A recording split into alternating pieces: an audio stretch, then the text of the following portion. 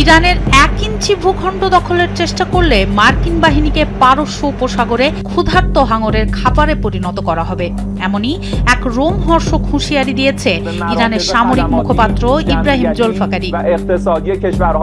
মার্কিন president Donald ট্রাম্পের স্থল অভিযান বা দ্বীপ দখলের হুমকিকে অবাস্তব ও পরিকল্পনাহীন আখ্যা দিয়ে তিনি জানান, বাইরের চাপে নেয়া এসব সিদ্ধান্ত মার্কিন নেতৃত্বকে বিশ্বজুড়ে হাস্যকর করে তুলছে এবং মার্কিন সেনাদের জীবনকে ঝুঁকিতে ফেলছে।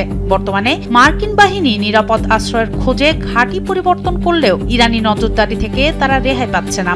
দীর্ঘদিনের প্রস্তুতি শেষে ইরানি সশস্ত্র বাহিনী এখন কেবল ট্রিগারে আঙুল রেখে অপেক্ষা করছে।